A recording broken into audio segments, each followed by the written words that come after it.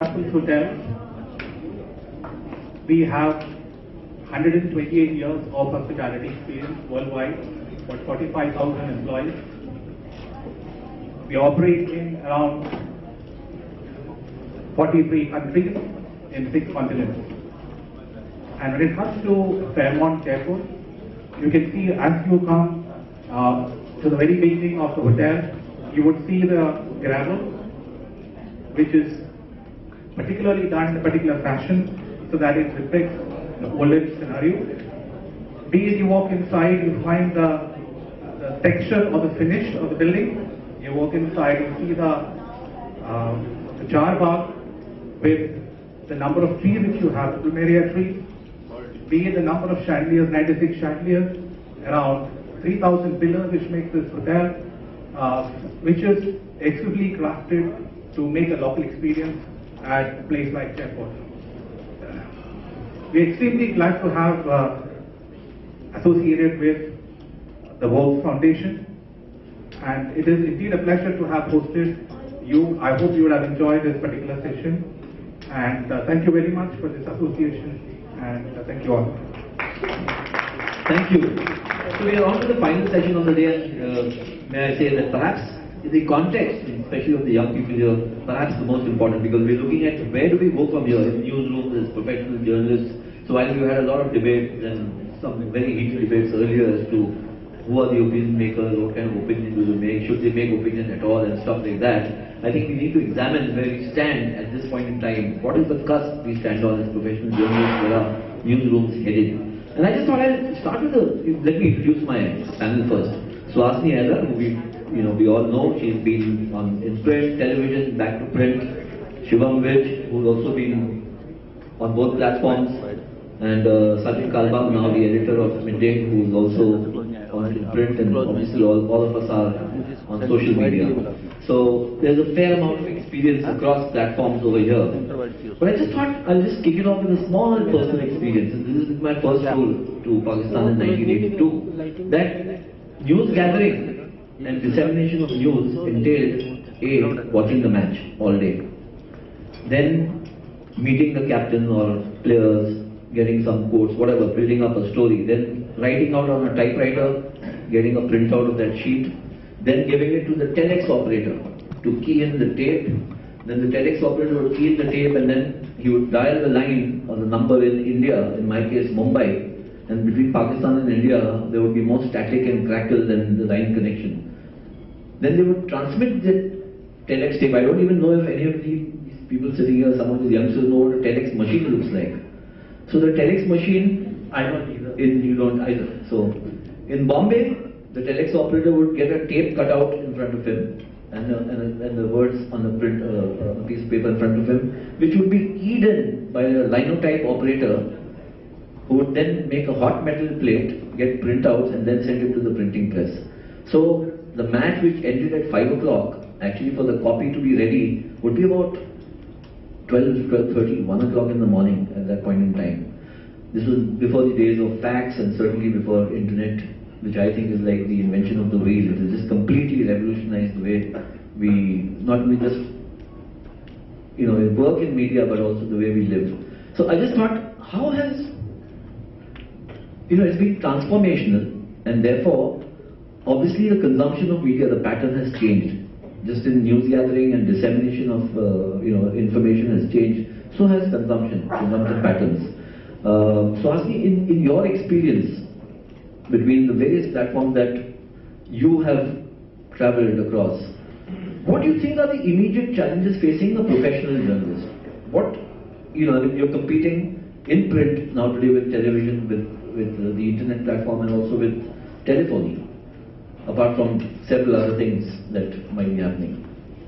Absolutely, Ayaz, and I have an anecdote of my own, because I actually didn't start out in print, unlike a lot of my colleagues. I started out in 1993 in television, and it was quite interesting because one of my first assignments was to be packed off to Kashmir, which was the real conflict zone of that era. And I worked for an international television organization, so it used to be, the the routine was very much like yours. We went out, we got our story, we watched endless hours of footage, we put it together. Actually, we were not going to send it out until the end of the week. So each story would be carefully looked at, carefully cut, carefully researched over the week, because what were we doing? We were saving costs. Because at the end of the week, all our stories would be dumped onto one tape, which would go on a British Airways flight to London. And in London, the CNN office would then transmit it to the US. That was the way we did our journalism. You know, you thought ahead, what story you are doing today must be relevant at least a week from now, if not more than that.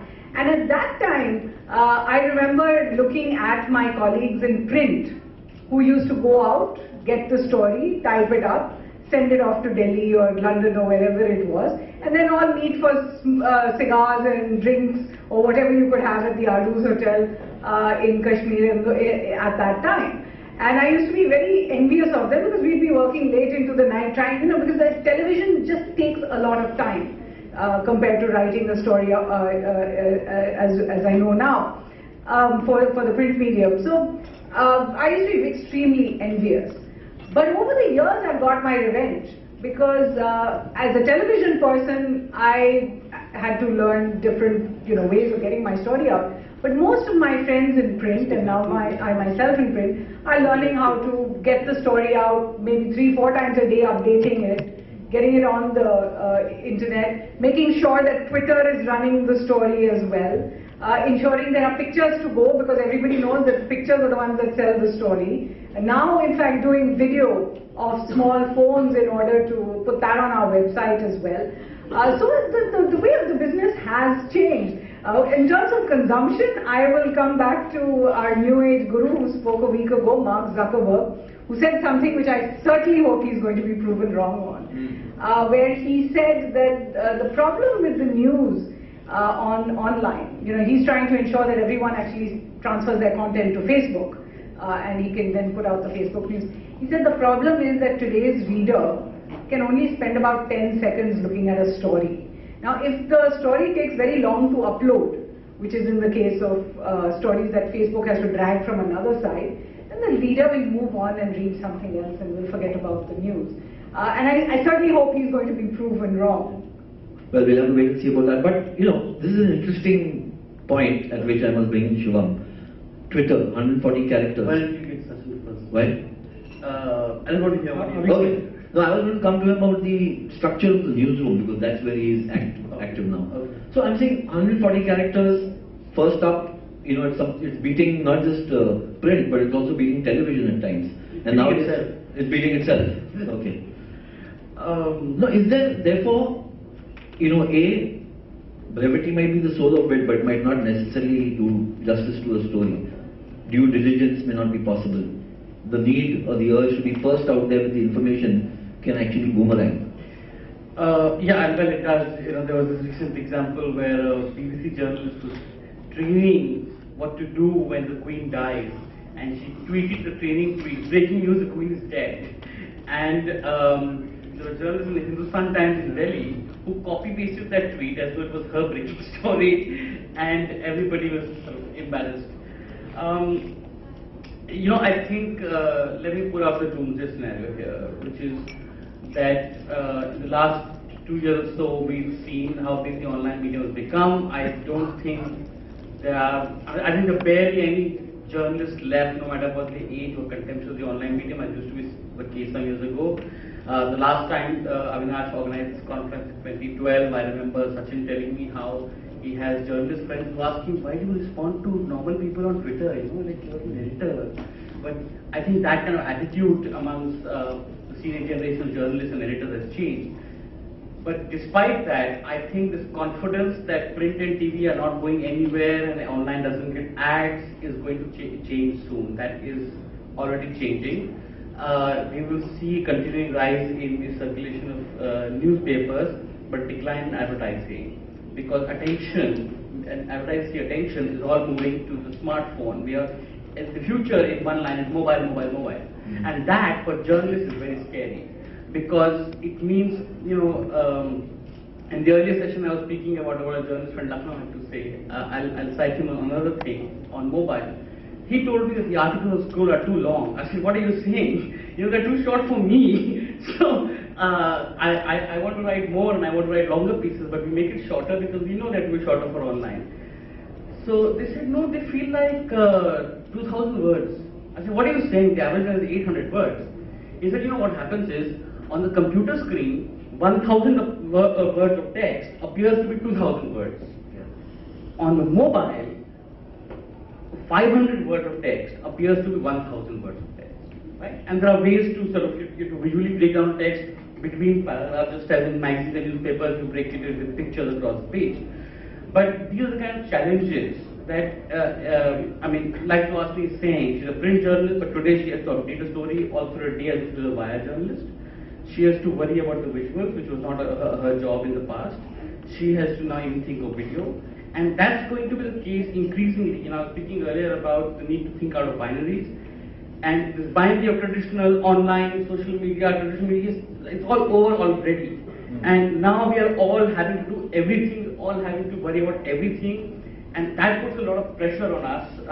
Just as on TV you said it takes a lot of time, now everything will take a lot of time. All of us are going to work from sort of morning to night to feed this beast called the internet, to constantly tweet, to constantly put it out there. And we don't have enough to put it out there because the ministers and the politicians and the bureaucrats and the companies and the brands, they're all saying, hello, we don't need the media, we now have the internet, we put it out ourselves. So for us, the volunteer who brought me here from the airport, he said, I have no idea about news and journalism. I only read Dainik Bhaskar a bit. And I increasingly meet a lot of sort of young people who don't read newspapers, who are proud of not keeping themselves abreast with information. And they say we still get information environmentally. We still get the news, even though we don't see newspaper, TV, but what they mean is that Facebook feed tells them whatever important happening in the world. Yeah. And that's another sort of problem for us because the brand is not going to matter. Not just the media brand, but even the individual brand is not going to matter. Okay, so this might be a good time to get Sachin in. I mean, you're running a newsroom with maybe about 100 people, or give or take 10, 15 more. So is the structure, and you started out 20, 21, 22 years ago, is there a change in the structure of the newsroom? Do you get journalists who are, thinking differently, or they need to think differently, different skill sets? What is happening? Because there is the impact of social media, which Shivam has just told us. You mentioned earlier in an informal chat that sometimes people are just watching television and taking their cue from there, and therefore they're living in an environment where, say, the print journalist is subject to a lot of, assault from everywhere, and therefore then has to decide what to do. I think more than the structure of the newsroom, I think it's the mindset of the newsroom. One of the things that has changed in the last couple of years is that almost all of our reporters are now tweeting. Now this is not a forcible thing from the editor to tell them that you have to tweet, etc., etc. But they've organically joined the medium so that they know that they have instant feedback on their stories. They get instant feedback and gratification on what is happening around them. So that is one. The second part that we did, I think, which happens in perhaps many newsrooms, is that the online editor is also now part of the news meeting. So he or she is aware of what are the stories that are being played out on print, and again that person gives inputs on, okay, how do I play this story out online? How do I play the story out on Twitter? How do I play out the story on Facebook? And these are actual conversations that happen in the news meeting now. I think the fundamental change that has happened is not really the structure, but it's something in the brain. So we have rewired our brains to make a modern newsroom, not to create again silos that you are now online and social media and print, but to create this holistic atmosphere where everybody's doing, like she wants, everybody's doing everything, and they have to do everything now because there's no option. So now, for example, somebody brought out this, I think Suhasini was, who said that things, how fast a page loads is also important. I can give you a personal example. For the last 3 weeks, we have delayed the relaunch of our mobile website because I am not satisfied with the speed at which the story is loading.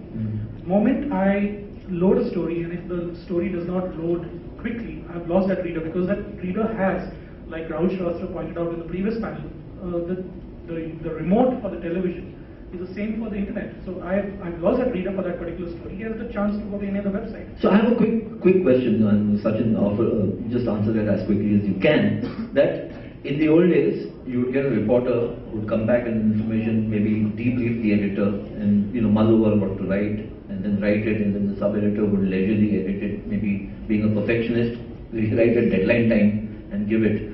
Is speed now the essence, and therefore in that sense there's a shift in skill sets? Come on, up with it first, I want to put it online. If you can't deliver it in 10 minutes, you're no good. Not really. I can't speak of any other newsroom, but in our newsroom we put a lot of premium on authenticity of news and the credibility of the news source. So for example, whenever there is a major event like, let's say, a bomb blast, and people and rumors on WhatsApp and rumors on Twitter go around, people go helter-skelter, wondering whether there's a bomb in Dadar, and similarly there's a bomb in Andheri or Bandra. These are areas in Bombay.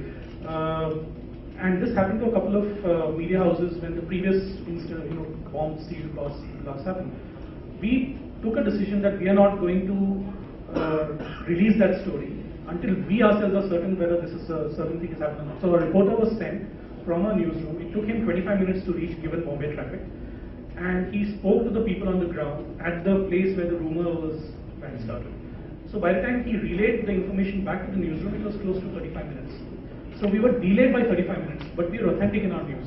So in such situations, you have to take a judgment call on whether you want to rely on the credibility or whether you want to rely on speed.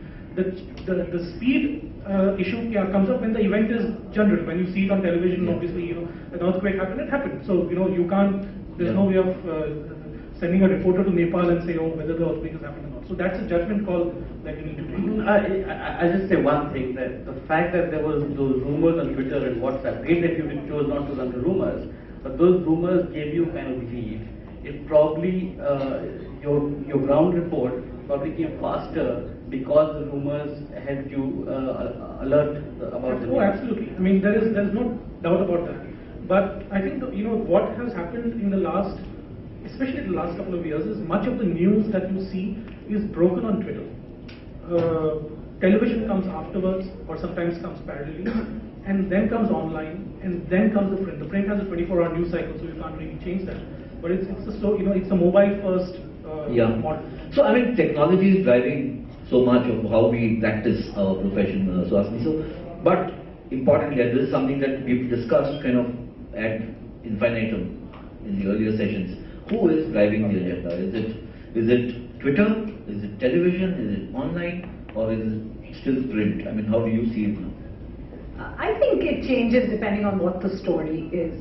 I think in stories that are breaking right now, if there's a bomb blast, if there's an event that is happening at a certain time, then there's no question that online and then television, actually drives that story. But in cases where, I mean, the one example I can see right now with the revelations from Mr. Lalit Modi has been, while television has been going ad nauseum, across the day with information, it has been the scoops of various newspapers that have really pushed the agenda for the day on where that story is going, apart from, of course, Mr. Lalit Modi himself and his Twitter handle.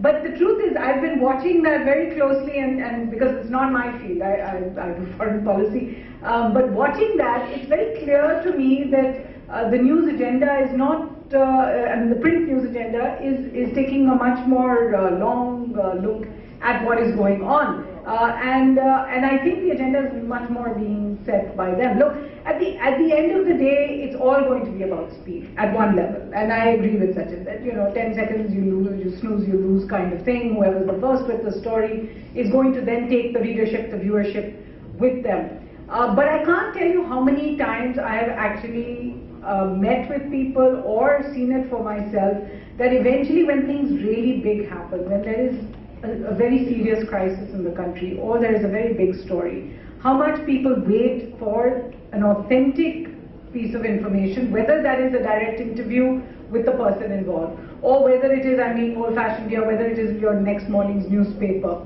because people feel a certain stability coming from there. And it's my understanding that that respect for that considered medium, because that is something that has thought about it, it's had a 5-hour lag on most bits of news and then come out with a story, remains, which is why, again, all these gurus have things to say at various points. In 1981, my former boss, or the big boss, Ted Turner, gave a lecture to the Editors Guild in the US, where he said essentially, in fact I wrote his words down, but he said all newspapers will perish in the next 10 years. Because of course he was coming out with CNN and 24-hour television news. He's not been proven right 45 years later, and my sense is all the doomsday predictions, with all due respect to Shivam, are not going to be able to take away from newspapers their very basic place in people's lives.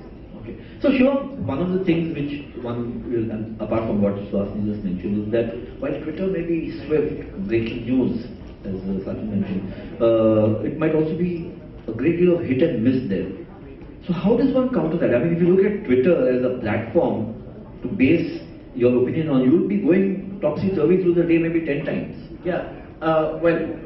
Yes and no. But firstly, I want to correct Suhasini's maths. She said 1981, 45 years, 35 years. That's not a strong suit. A strong suit is foreign policy. I agree. I agree. And also, your boss has been too partially right, because a lot of newspapers in the West have shut down, right, and gone completely online. And even in India, we've seen at least one magazine, Time Out, shut down and go completely online. I think, Suhasini said that people wait for an authentic source to confirm information. Like the other night, I was at a party and one heard Hema Malini had an accident. I was searching for her on Twitter and I was seeing tweets by people I don't know and I don't know who they are. I was waiting for a news source. So I agree partially with Suhasini, people wait for an authentic source, except that the authentic source does not have to be a TV channel or the next morning's paper. Correct. The authentic source can be Suhasini has on Twitter at that moment. Yeah. Right? So what that means is that partly the brand of the newspaper or the TV channel has become less important, and the brand of the person, of the journalist, has become more important. What happened to TV journalists long ago is now happening to everybody, because that's the nature of social media, whereby even your editors are not posting, but many editors, I know certainly in the Hindu and many other papers, are demanding that journalists have to be on Twitter and they have to tweet whatever they're covering as breaking news. But now they're going one step even further after that, where the brand of the journalist is also not going to matter. On the saying on the internet, nobody knows whether you're a dog. So there are big journalists who write articles on the internet that don't get any hits sometimes, and these are people who dominate our TV and our newspapers. So it's going to change even more. We're not able to understand the reality we are. So it's becoming a flat universe where dissemination is concerned. That's what you're saying. So Sachin, I have a slightly skewed question for you, and this might be of relevance to especially people who are aspiring to get into newsrooms.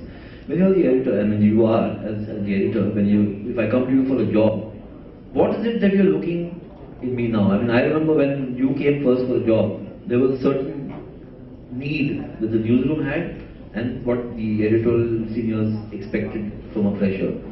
Has that changed in your experience in the last 20-25 years, or it's pretty much remained the same? Not much. I mean, a journalist I think the fundamental requirement for a journalist is curiosity. Yeah. If the journalist is not curious about what is happening around him or her, or what is happening in government, what is happening in the city that he or she lives in, then he has no need or no use of being a journalist. So just possessing a high-end smartphone is not enough? Absolutely not. You're actually giving a weapon to a monkey who can just shoot anybody. A lot of monkeys are going to be upset. What has changed is the demand of the job itself. Once the person does see the fundamental requirement of curiosity, of understanding, of knowledge, of doing hard work, of doing the legwork on the field, that has not changed. If the person does not do that, whether you're an editor or whether you're a reporter on the field, that person has no use of being in the newsroom. So even if I'm the editor, I still meet my sources. I still convey that news to a reporter and say, can we attack this story? Can we do this story? Can we do that story?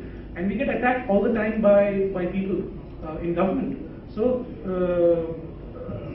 so that has not changed. That once the person comes in, I think the demands of the job has changed because the media universe rather has increased. The circle has gone much, grown much bigger. So the iPhone 6 gives you fantastic pictures. So do you see that eliminating the need for a photographer from a newsroom? Not at all. Not at all. You still need to understand whether the picture has a story or not. Yeah. If there is no story in the picture, just showing a picture of a flower, I can shoot great flowers. No, your reporters obviously who are on the job would be using a phone or a smartphone, and therefore they can shoot the pictures. Partly true, because suppose a reporter is passing by, and something is happening, and he shoots something with that mobile phone. That has given him or her an extra equipment to relay that news back to the newsroom. Otherwise, I still remember when I did this press conference in 1994, I saw in the Taj, and I was coming back, and I saw Meg Ryan in the corridor, and I called up Ranjana, who was then the deputy editor, and I told her that there's Meg Ryan here. Can you send a photographer? Yeah. And she said, but the distance is about 11 kilometers. He'll take half an hour to reach. Blah, blah. Anyway, we calculated all of that. By the time the photographer came, Meg Ryan was halfway back home. So that was what was happening in 1994-95. Today, if I had the same picture, I would have had a great story which would have gone viral on Twitter. Meg Ryan could be this generation's not very smart. I don't know, but whoever. So that would have gone viral on Twitter. It could have got immediately a lot of retweets for me, for the brand that I work for, all of that. So that has changed. But the sense of sensing a story, that doesn't change. That doesn't change. That's the most important one. So I just want to kind of digress a little from what we've, just the nature of reportage or analysis, if you may, in newspapers. Foreign policy matters. Or policy matters of the government, whether it's economic policy. Twitter can't do it justice, apart from giving 140 characters and saying, go and read somewhere else. Even in mainstream newspapers, we seem to find a shift in emphasis from what would have been considered very good news or good analysis, now shifting away either to the insides of the newspapers or out of the newspaper, getting bumped off completely. Do you sense that happening? Do you think that there is still a locus for that in the newsroom and newspaper? Well, again, I suppose one can only speak about one's own experience, and I've only worked in one print organization where actually it was the opposite. But then I'd come from television, and within a couple of months of me putting out these stories, and I was quite pleased with my stories, sort of on what's happening in the MEA, what's happening to so-and-so, what's happening to so-and-so. I actually got a call from a very senior person in our editorial hierarchy who said, we're not so interested in personalities, we're actually much more interested in policy. So can you start looking at the policy shifts rather than the other thing? And I know that that's an oddity. I know that that's completely unusual in today's world. But having said that, what is it that a newspaper can give the reader the next morning? Twitter has told you the news. The television channels have shown you at least the place where the news happened. They've spoken to all the eyewitnesses that they can find. The websites have carried it a little further and maybe gotten a few more reactions.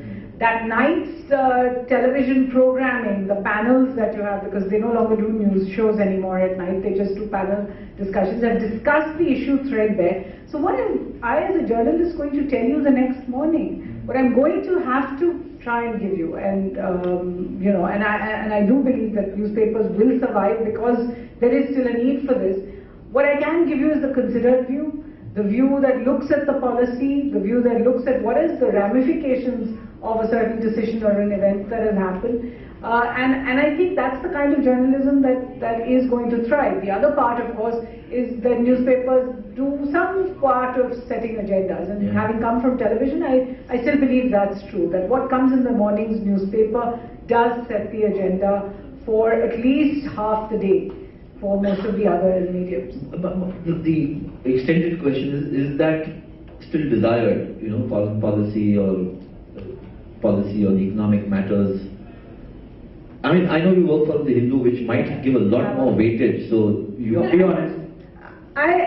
I'll tell you about, a year and a half ago, I was in a television channel where I had a foreign policy television show, which was sadly taken off air simply because it turned out the viewers didn't have a real interest in it. You know what Rahulji was saying about the best conversations you might have had, and then you come home and then the next week somebody tells you, oh, but nobody watched that.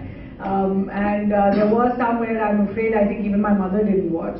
So the truth was that I was fairly disheartened, and I do think that we have to thank Prime Minister Modi for as many foreign trips as he has taken.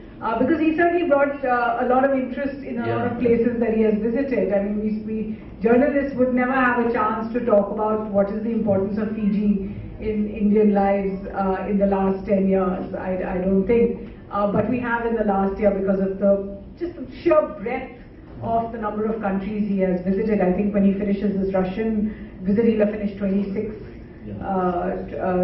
different countries he's personally visited, and I think the number of countries contacted is close to 100 now. So you're looking at maybe a small period where we've seen an interest grow in foreign policy, but you're absolutely right that in general people will look at you and say, what happens is this entire country disappears off the face of the earth. How is it going to change my life? So, I mean, you mentioned about, brands not mattering in the new media scenario that is emerging, not newspaper brands, not individual personal brands. But there are certain issues, certain subjects, certain topics, where it's not just enough to break news. Is Twitter then a misfit? Is this kind of social media a misfit for addressing a foreign policy issue? Or, something more with more gravitas? Or it doesn't matter? Because there you need experts. There's so many experts on Twitter who are tweeting, and there'll always be that person who will tell you this is the expert and he knows what he's talking about. And, on foreign policy, for instance, ambassadors, high commissioners, diplomats are all on Twitter, etc. But it's not about Twitter alone, right? It's about the online medium as a whole, and as I said, it doesn't exist separately. They're all part of the same media universe today, and they're interacting with each other in real time. I think what's happening is that since online has become very important even for TV and print guys, right, given what they're saying, there's a dirty word in TV called TRP. There's a dirtier word in print called hits. And that's already affecting a lot of people in the sense that if the hits online, the TRP, the TV channel comes once a week. You get a TRP for the show, not per reporter. The hits you can, and already companies are doing this, you can analyze, you can have a chart of all your writers, see their average monthly hit, average weekly hit, who got the top stories, etc. Right? And since the writing changes the money, because media is a business, we are more and more going to not be able to do the stories that people are not interested in. And having said that, that puts extra pressure on journalists to make the boring interesting, to make readers want to care, which was always our job. We had to read the boring reports and pick out the masala. We had to suffer crap that people say for 2 hours in an interview and pick out that one line which is the explosive story. But the onus on us and not the desk, as it were, to make our copy interesting and readable and shareable is now on every journal. No, but isn't, Sachin, that would be the nature of the beast. I mean, the business that we are in, you first decide, at least the desk or the editor, the reporter may come in with some information and decide whether it's newsworthy or not, and how newsworthy is it to place it on where in the newspaper, front page, inside page, where on the front page, stuff like that. That's inevitably still the case. Yeah, it is, but it's quite natural to do that in the newspaper scenario, which is a 24-hour cycle. One of the challenges that we have in a city-centric newspaper is that the philosophy that we run on is that we should have a story in the front page that you did not see on Twitter yesterday, did not watch on television yesterday, did not hear on the panels last night. That's the philosophy. So if our story does not have that on the front page, then it's no longer a story for us. So which is why I've discouraged, I myself don't watch TV news. I've discouraged some of my reporters to not watch TV news because you kind of get influenced by that. However, I think it's in the year 2015. It's kind of anachronistic to discuss the influence of the online medium. I think it's now there. Now let's move forward. So what are the things that we need to move forward is something that editors and publishers need to question themselves. Now, is that video? What is the changing environment? What is the impact of 4G that's going to happen on our news scenario? How much video is going to play a huge role in the 4G scenario, because as prices drop and 4G penetration goes up or 3G penetration goes up, what is the cost of video, what is the cost of delivering that video to a viewer, etc. All those dynamics will change, and those dynamics are changing really, really quickly. So it's not a question of really print versus online or television versus online. It's actually online and everything that is surrounding it. And I slightly disagree with Suhasini in the sense that I agree with Trishyam that though the doomsday may be far away, I think we are moving towards that. Doomsday for newspapers. For newspapers, yes. We're moving towards that. What we are not thinking about is hard journalism. I think the medium may change. There was radio earlier. When radio came in, when television came in, everybody said radio is going to die. When internet came in, everybody said everything is going to die. That has not happened. I mean, media is still equated with television. Radio has a huge amount of penetration, which is why the Prime Minister even now chooses to do his Mann Ki Baat program on radio. And he puts out hundreds of ads in newspapers, so newspapers are happy about that.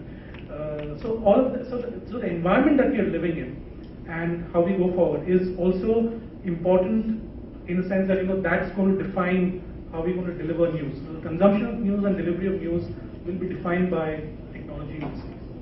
So, related again, but not necessarily only that, Suhasini, is while we have become a globalized country, but nature of news or newspapering or news gathering is more inward looking now. Do you think that we are getting more and more obsessed about Indians? We are all right, we must always win in cricket, we must bash up everybody else.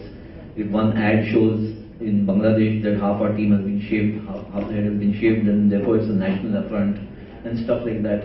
Even the kind of, so what Rahul Yadav, isn't he? The housing.com, he throws a few tantrums, he quits. That becomes bigger story than what the RBI governor might be wanting to say. Is that you see that trend emerging, that we are caught in a loop of stories that, and perhaps with due justification, because people may want to know more about themselves rather than this big wide world that we're living in. Yeah, and that happens to be an international phenomenon. Wherever you go in the world, people are looking much more locally and. When George Bush didn't know where Pakistan was. Yeah, well, I so he was inward looking also in that sense. I would like to set a few geographical quizzes to some of our members of parliament as well. But the point really being, I always have this anecdote from Pakistan, and she was going to kill me because he's probably heard this before. The truth is that, and this has to be said in Hindi because मैं हर बार जब पाकिस्तान जाती हूँ तो वहाँ पर किसी न किसी यूनिवर्सिटी में मैं स्टूडेंट से बात करती हूँ बस इंडिया पाकिस्तान के बारे में, कश्मीर का क्या मसले का क्या हाल है, इंडिया पाकिस्तान में क्या होने वाला है, बस जस्ट अनऑफिशियल टॉक. तो 1 year आपका जब वर्ल्ड कप हो रहा था, पाकिस्तान आया था चंडीगढ़, तो मैं उनसे बात कर रही थी और उन्होंने कहा कि मैडम एक क्वेश्चन है, बहुत मतलब यंग से स्टूडेंट थे वहाँ पे. मैंने कहा क्या? तो उन्होंने कहा कि ये सब तो ठीक है, इंडिया और पाकिस्तान के बीच में जो राइवलरी है, जो फ्रेंडशिप है, ये तो चलता रहेगा, लेकिन उस तोते को क्यों मार दिया आपने? So I said, तोते को क्यों मार दिया? I told you this before, no? So I said, what is this Tota story? Now it emerged that the Tota was some soothsayer, like the octopus was in that football thing, in Bombay. And at some point, this Tota was asked to pick a card between India and Pakistan, who's going to win when it came to Mohali. And the poor parrot went and chose the Pakistan card. Not only did Pakistan lose that match, but the parrot lost his life. And this horrific image of a parrot having its neck wrung on a television camera made its way to Pakistan, obviously via one of our television channels, which broadcast it. And I was stunned for a minute, because I look around and I'm looking at this new generation of Pakistanis who are watching whatever Indian channel produced this picture of a parrot being tortured and murdered in front of them, thinking that this represents India. So my answer to that always is, look, at some level we can keep talking about the media. We can keep talking about the future of print, the future of television, the future of online. The truth is that they aren't the same. It isn't one, monolithic unit. And my sense, and maybe it's my optimism, but my sense is that the reader, the viewer, the listener is able to distinguish between all of that.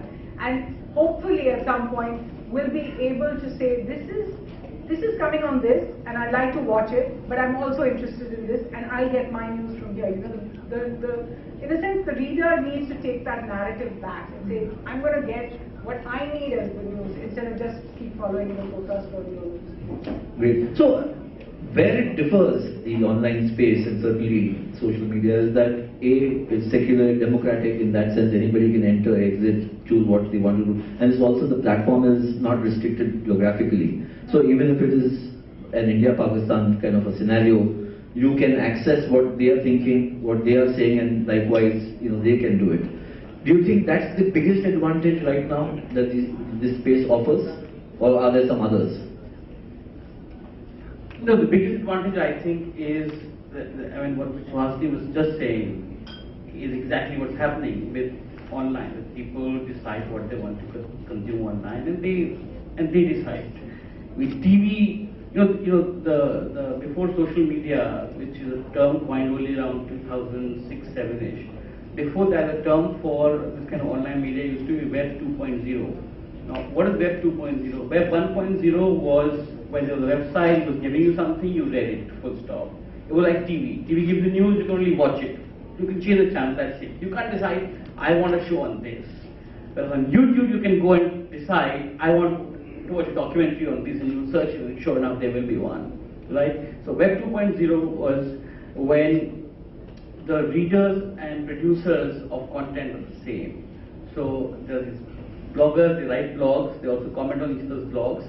It's a two-way relationship. It's not a one-way passive relationship, and that's the case on Twitter. On Twitter today, people who disagree with Sachin or Swasni or me come and sometimes rather violently disagree, because now it's a equal platform.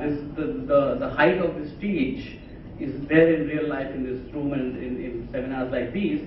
But in real life, the stage has gone away. We're all sitting on the same floor, same level. Okay. Sachin, last question to you, because I think people have to leave by 6:20 or 6:30, the bunch of students. So, what is your visualization of the modern going ahead newsroom, the 21st century newsroom? You've been to IFRA conferences and you found, what they put out, journalists should be armed with cameras and laptops and stuff like that.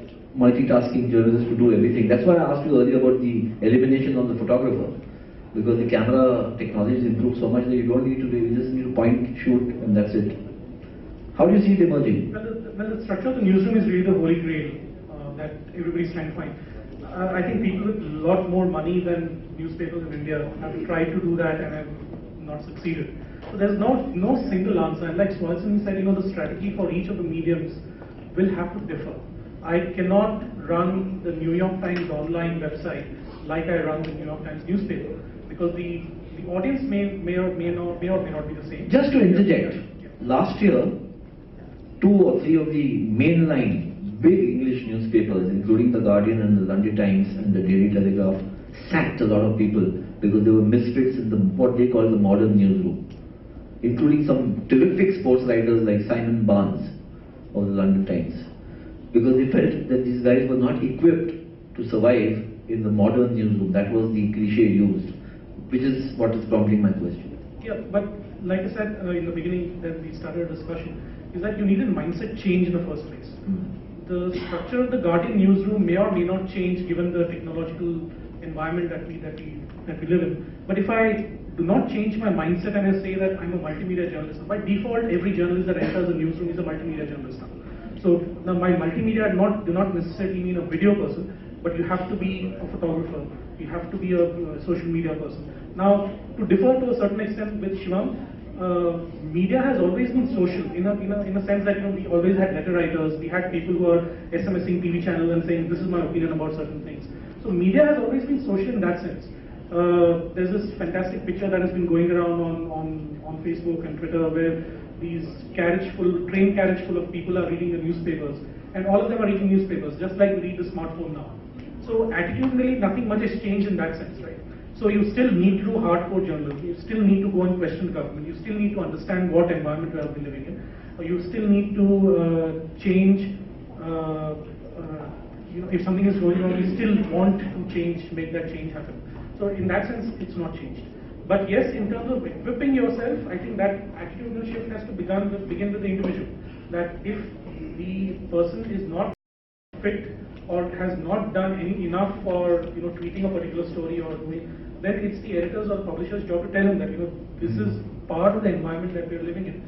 And it's the same thing that we used to do 20-25 years ago. If the person does not perform and give you great stories, you're asking that person to go. It's not because you like or dislike that person, it's because the newspaper's credibility and the equity in the market is dependent upon the content that you put out. It's the same. No, if I may, I think you're saying not much has changed, but you yourself explaining what has changed. I think what has changed is online first. You may keep the exclusive story for the next morning's paper, but a lot of TV and print journalists will happily put, or they're told to put their story out first on Twitter and then come on the next morning's paper. Yes, Like a lot of papers are not waiting till 5 a.m. to put out but their the paper. entire discussion was about the structure of the newsroom. How will it change? For that, you don't need to change the structure. I'm saying that you need to change the attitude of the reporter or the editor himself or herself. So that needs to change first. The structure, I think many have tried across all land infra conferences. You hear about the hub and spoke model, but that has not really become. It's not really the holy grail of the new structure. The Telegraph in London started with a hub and spoke model. There are the Miami Herald did it, I think. The Orlando Sentinel did it, I think. So there are these newspapers that have tried that. Not necessarily successfully. If the content itself is not appealing to your reader, how much ever you will restructure your newsroom is not going to help because your reporters are not giving you good stories. Yeah, I mean, I'll just put a cap on this. So just to extend that Simon Barnes example, the first-rate writer, I recommend strongly that people should read him. The reason which was given is you're a terrific writer, but nobody wants to read 1,000 words. So unless you can write 300 words and be off with it, we don't have space for you. I'll get somebody at 1/10 the cost and who will not only put out 300 words, but will also collate 10 stories and load them up in like half an hour, and our readers are happy. So I think it's a two-way thing. We need to keep. And something very interesting was this word length issue. One international website used data to see how much people want to read. So because when you scroll down and you exit the page, Correct. the website can see at what point you exit the page. Yeah. So they found that when they had 800 word stories, people would read till 500 words and exit the page. Yeah. But if they had a 1,000 word story, people read it till the end. So they've told all their writers, it's either 500 or 1,000, 700, no. Either write 200 words extra or write 200 words less. So, but these are interesting things, and much as we may agree or disagree, we'll ask some questions, but I think that these are, for instance in sports, extensive research has shown, like in entertainment, sports is part of entertainment, that the threshold of attention of most people lapses after 2.5, 3 hours, max. Football matches are 90 minutes, hockey 90 minutes, Test cricket is dying because it's 5 days, not even 6 hours a day, but 5 days, 6 into 5. So, ultimately you have to tailor your needs to the end user or the consumer, as you say. Zuckerberg says 10 seconds. Yeah, that's 10 seconds. So that's where we are headed. Can we have some quick questions and no broad statements? Okay, great. So, it's like I can't believe it's 2015 and we're still debating the medium, to Yes. be honest. The way I look at it is, the message remains the same and it changes according to the medium. So I would disagree with Suhasini when she says that newspaper has to set the agenda in the morning. The website can also set the agenda during the day. In terms of how stories need to change, I think depending on the length, the structuring of the stories change. Like we work extensively on using subheads in a manner, taking a reader through a story in a piecemeal basis, and we've had 4,000 word stories read also. I don't think it's a problem of attention span as long as you know how to tailor your message to your reader. And the same story can be adapted to video, the same story can be adapted to a tweet, the same story can be, and they can always segue into each other. So I think it's more about adapting to working in multiple formats, and the medium itself, in my opinion, remains irrelevant. Point taken. Which I think is evolving, and globally everybody is experimenting form to catch the reader's attention. And one of the most sort of everybody hates this 5 reasons why, right? But the reason why 5 reasons why works is because as a reader I know there's not going to waste my time. It's going to give me the story in 5 points, cut, and I'm done. BuzzFeed has got a lot of criticism for that. India Times was doing it in 2004. So it's not new either. Okay.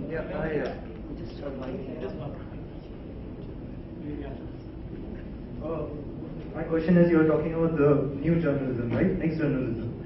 But what about the data-driven journalism, like based entirely on data? What about that? What's the future of that with Indian media? And are we having enough reliable data in India, in this nation? Okay. Anybody want to go to that? Sure. Yeah. Go to this site called data.gov.in. It's a central government website where they put out data from all central government. It's a terrible website, as Nikhil desperately wants to tell us.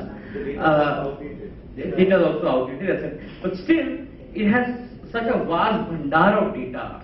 If you search through it, you'll find such interesting stuff that's dying to be made consumable in a journalistic format. That's dying to be seen and seen, oh, this is interesting, this is important, I should make a map out of this. And you already have India Spend, which is a website about data, and others are beginning to do data journalism.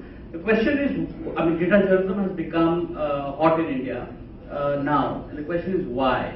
And that's again because we have so much of the news noise, and so much news is directly coming all through Twitter and online. There's this space where people really want to know stuff, actual real stuff, and that has opened up, I think, the space for data journalism, because now we don't have to report the press conferences all over the place If anymore. I could just jump in also, the Hindu.com has, I think we are one of the few people who have a data editor, and her job and her team's job is essentially every day they just look at what kind of data is coming in, and it doesn't have to be immediately like today we got the caste census, so today we've got to have an answer. So there's a huge market there. On data journalism, the thing about data journalism is there are stories in the data, right? And unfortunately, what many people end up doing is they start focusing on the data and the visualization rather than the story in the data. And that's something. The other thing is that you have to. The way you work with data is you have to simplify it for the readers. Most people create complex visualizations to allow readers to play with the data. Unfortunately, from what we've seen, readers are lazy. They don't want to play around with it. It's a toy for them otherwise. So you have to still create the stories with the data. Great. Data journalism, the journalism is more important than the data. Yes. Rahul. But the good news is that it does well, the stories, data stories. Rahul Dev. And I have one question here. Yeah, I will. Now, Pujya, next.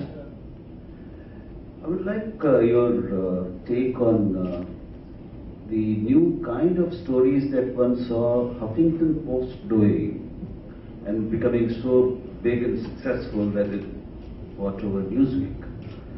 The kind of stories Post has done and is doing is something new. We are looking at new subjects in a new manner, more creative, great fun. We need to, I think there's some lesson there. We are still talking, we have been talking in terms of the old paradigm, yeah. Old paradigm. I find a new paradigm of content emerging. And HuffPost is a very good example of that. They're extremely successful. They have tied it up with events, with, this is what I feel, the kind of stories that you see in traditional English media, US media, and the stories, the kind of stories in terms of subjects, HuffPost is doing, and there are some other newer BuzzFeed, OZ, I recently saw, is a completely new kind of platform. So content is also being re-looked at and revisited, and newer ways of looking at content are emerging. We can learn something from those things. That's true. I'm sure. That has always been true. That has always been true for any medium. You know, the New York Times of 1937 was all text. The Hindu of 1947 was all text. Now we have, one of the, revolutionary changes that the Hindu did, maybe a decade or two ago, was to put a photograph on the front page, which was revolutionary at that time for that newspaper. When Times of India went all color, that was a revolutionary step, because Indian Express even now is black and white to a certain extent, but almost all of the newspapers are all color. So the way of producing and disseminating news would always evolve. I think what really has happened is a fragmentation of all these news ideas or the innovation ideas. So HuffPost is doing one kind of story. It is also crowdsourcing a lot of stories. BuzzFeed is doing a certain kind of stories. Yahoo News is doing certain aggregation from different partners from around the world.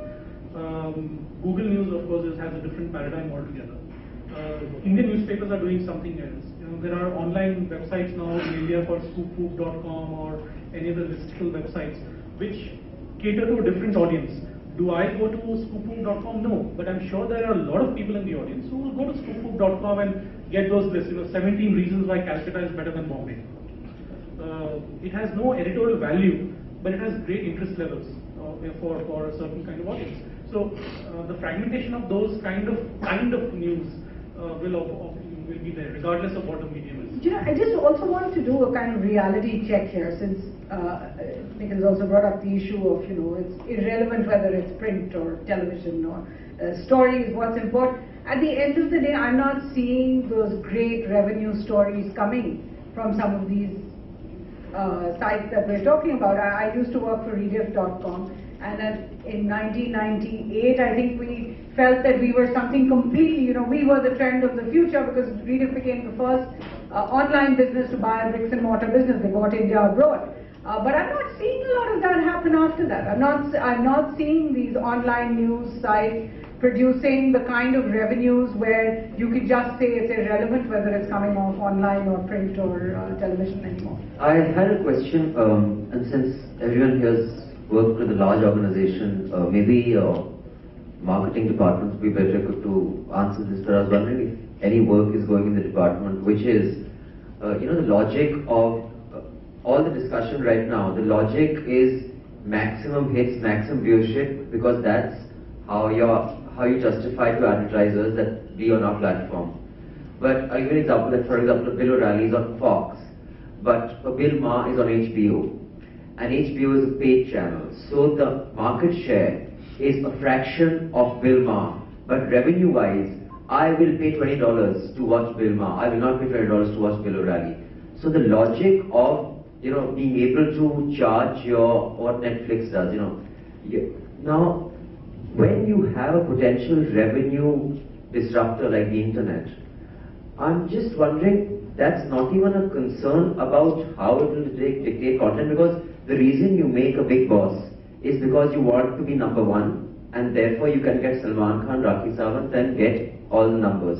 But if you have a device where even if you get 1/20th of Big Boss, but those 1/20th are paying you $5, it changes everything, and that is not a part of any conversation. Are big organizations not even looking at that possibility? Sachin, Yeah, you've been having many meetings along this line. Do marketing people go and tell editorial people, what to write, how to write, etc.? That's not exactly true in several organizations. For example, you took the example of Bill Maher. The other example for HBO itself is John Oliver. John Oliver has been bashing brands and whatnot because he knows that his revenue is coming from his viewers. And viewers have now started paying HBO a certain amount of premium to watch John Oliver's program. Now, will the same model happen in India? Perhaps, only if the content itself is so engaging and so hard-hitting that I'm willing to pay for that content. The same is the challenge for newspapers and online. If I do not have differentiated content, if I do not have content that engages people, people are not going to break away from the free online model to a paid online model. The reason that Netflix is so successful, and in the evenings that in the US, Netflix alone accounts for more than 38 to 39% of online traffic across America. It's more than YouTube and more than any other website or any other news website, any other television channel website combined. It has more viewership. So they have given the differentiated content. So much so that Netflix has now started winning Primetime Emmy Awards in the US. So unless you give that kind of content, I don't think any website will have that kind of engagement with its readers. Ultimately, the engagement with the readers is what even the marketing guys are looking for. So I think engagement will. Shailendra Mohan, for instance, in one of the panels in the morning. Sorry, but that's different. Like a scoop move gets 13 million hits a month because I want to go see the top 10 pictures of Kim Kardashian there. But they're also spending 25 lakh on Facebook to promote them. Yeah, but I will not pay money for that. I will not pay listing stops. I may go hail it. But what I'm saying is, I will watch something because it just tickles me. But I will pay for something. The logic for both is different, so doesn't it completely change the approach to the content? The logic isn't the same for both. No, I think what he's saying is, if you know that there are people willing to pay for a certain kind of content, then are publishing houses or media organizations looking at creating those platforms rather than be everything to everybody? Yes, one of the things that can be done is to create sub-products within the newspaper. With a paywall. Either with a paywall or an offline product. For example, we've been running a series of aerial shots of Mumbai, which no other newspaper has done in the history of Mumbai. We actually send our photographers to different iconic spots of Mumbai at night, taking long exposure shots. And so much, it has become so successful online and offline that the other day we got a major cultural organization calling us up in Bombay, telling us, can you exhibit those pictures in our gallery? So that becomes an exposure. There are other people who have called us up, publishers have called us up and said, can we convert this into a coffee table book? Yeah. So there are revenue streams which you can create within the environment that you're working in. You're sounding more and more like Times of India. No, but this is not paid news. We've done something like that. Yeah. We collect a lot of data, compiled it, visualized it into a PDF, sold it. Yeah. So we compiled that data, visualized it, analyzed it, put it into a PDF. The first version was about 75 pages. The second version's about 145 pages. We've made about 15x on our costs on it already, and it's continuing to sell. So the idea is to provide value-added content and people buy it. Correct. So you're saying you can customize content to also generate revenue streams. Another way to look at it is, you don't want to put a paywall because that might restrict your audience in the first place. Might as well get a wide audience and then see what kind of conversions you have. I'll just say that some years ago I never thought I'd pay for content online because so much of it is free and somebody's charging for it get lost. But today I am surprised to find myself paying for The Economist for online access. I think the short answer is that why will anybody pay for something that's free somewhere else on some other website? So do you really have content that's nowhere else? Sometimes when the Caravan doesn't put out its content online for half the month, I actually go and buy the magazine. It has that effect on me. Yeah. Because the articles of Caravan, good, bad, boring, or ugly, or whatever they are, but they're not there on the web or in newspapers, right? So if you have something unique and good, yes, then a niche audience will pay for it. But surprising, we are surprised by how much of what we produce is actually very ordinary and substandard as always. The idea is to create intrigue and create a fear of missing out, or create that exactly what you see, you're not able to access it. Yeah, a lot of it is about branding. You have to build it. That explains your success, Nikhil. So, okay, thank you so much. I think we've got a kind of wave of the hand from Avinash. So we have to end here, but if you've got any further questions of all three of them, you can do it offline. Thank you so much. Thank you.